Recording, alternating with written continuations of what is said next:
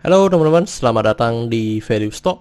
Hari ini saya akan membahas analisa fundamental saham GJTL kuartal pertama tahun 2021. Oke, ini disclaimer-nya yang pertama ini merupakan sharing analisa fundamental, bukan ajakan beli jual ataupun hold suatu saham dan keputusan investasi ada di tangan teman-teman selaku investor.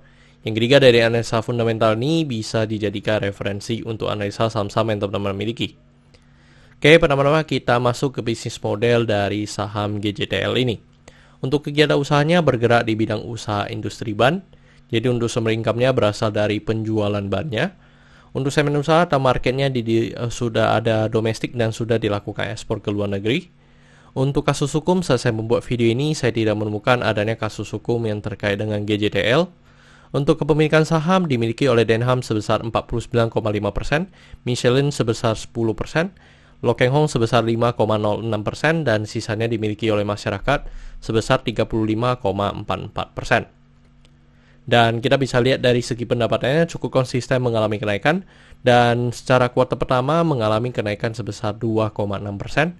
Dan ini saya asumsikan kuartal keempatnya memiliki kinerja yang sama dengan kuartal pertama, maka sampai akhir tahun akan mengalami pendapatan sebesar 15,6 juta dan secara persentase dibandingkan dengan tahun lalu sebesar 16,4%. Dan dari segi net profitnya cukup beragam ya teman-teman, jadi karena ini ada kursnya. Dan kalau secara kuartal pertama mengalami kenaikan ya teman-teman, karena kuartal pertama 2020 mengalami minus. Dan ini saya asumsikan kuartal keempatnya memiliki kinerja yang sama dengan kuartal pertama, maka sampai akhir tahun akan mengalami kenaikan dari segi net profit sebesar 42,6%. Dan ini dari segi asetnya mengalami kenaikan dan kenaikannya sebesar 3,9%. Untuk dari segi utang juga mengalami kenaikan dan kenaikannya sebesar 4,6%. Untuk dari segi modal juga mengalami kenaikan dan kenaikannya sebesar 2,9%. Dan teman-teman, ini merupakan summary laporan keuangannya dari 2014 sampai 2021. Dan di sini saya akan membahas tentang rasio keuangannya. Yang pertama adalah NPM atau net profit margin. Untuk net profit margin 2021 ini hanya sekitar 2,93%. Dan kalau kita lihat secara histori, untuk memang NPM dari GJTL ini hanya di bawah 5% ya teman-teman. Jadi ini sangat dalam satu sisi sangat berbahaya juga, yang dimana kalau misalnya ada kesalah hitungan sedikit atau meleset sedikit, ya mereka langsung bisa masuk di zona rugi ya teman-teman. Untuk dari segi EPS, untuk EPS-nya di 131. Dan kalau kita itu membuat pernya menjadi 6,7 kali. Dan kalau kita lihat secara histori, untuk rata-rata per dari GJTL ini memang sekitar 6 sampai 7 ya teman-teman. Terus untuk dari segi book value-nya di 2029. Dan kalau kita bandingkan dengan harga sekarang, maka kita bisa mendapatkan PBV-nya di 0,43 kali. Dan kalau kita lihat secara histori juga, untuk PBV dari GJTL ini selalu di bawah 1. Terus untuk dari segi DER, untuk DER-nya di 1,61 kali.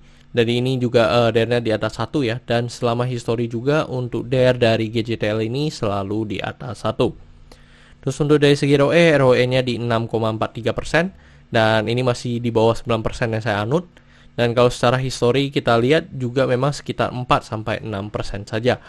Untuk ROA di 2,47%. Oke teman-teman, saya membuat video ini untuk harga sahamnya di 875. Dan dari analisa fundamental saya bisa menemukan nilai intrinsic value untuk GJTL ini sekitar Rp1.000. Jadi masih memiliki margin of safety 14%.